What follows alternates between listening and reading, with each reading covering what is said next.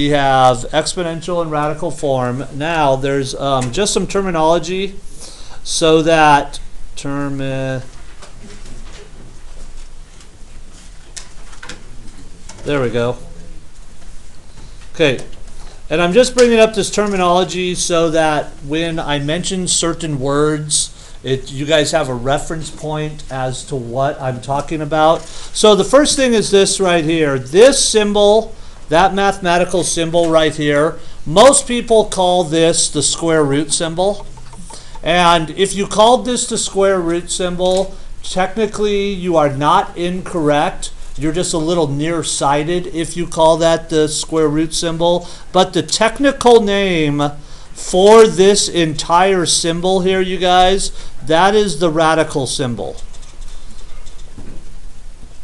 Okay, so whenever we talk about something being in radical form, you're going to see this symbol right here, and it's the symbol that I'm highlighting in this pink highlighter. So that symbol is, the technical name for it is the radical symbol.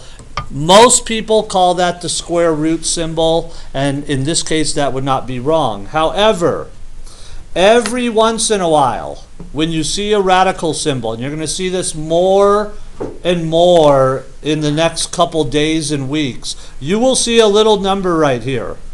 Okay, like maybe a 4. This number could be, well, it can't be any number you want, but you're going to see a little number right there. That little number is what is called the index. Okay, so you guys, every once in a while, once again, you'll see a little number, and the little number will always be written in a smaller font, and it'll always be in between this downward diagonal of the radical symbol and then the vertical part of the radical symbol. That is called the index, okay? The index will always be a positive whole number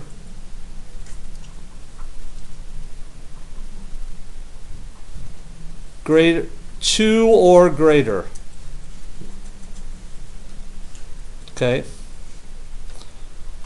so what I'm trying to say is that number called the index, it'll never be negative. It'll always have to be some positive whole number, and it's going to be 2 or greater.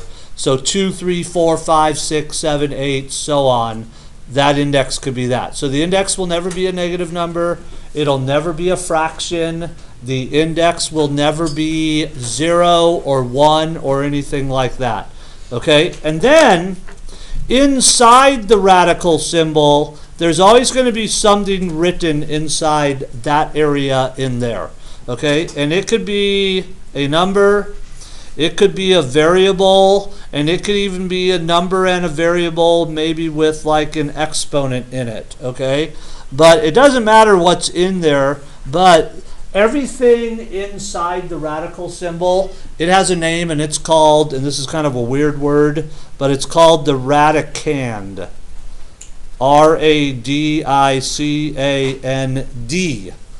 Okay, Radicand. Anything in there is called the Radicand. All right, now, why do I mention this?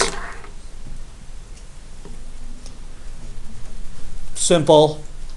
You're going to hear me say the word index. You're going to hear me say the word radical. You're going to hear me say the word radicand. And you have to know what I'm talking about. Okay? So here's a couple examples of it right here. So let's say I have a radical symbol, and I have a little 3 right here, and then inside the radical symbol, I have, say, an x into the 5th power, okay? So just to make sure we're paying attention, what's 3 called? Index. That's the index. Good. And what's the x to the 5th power part called? The radicand. All right?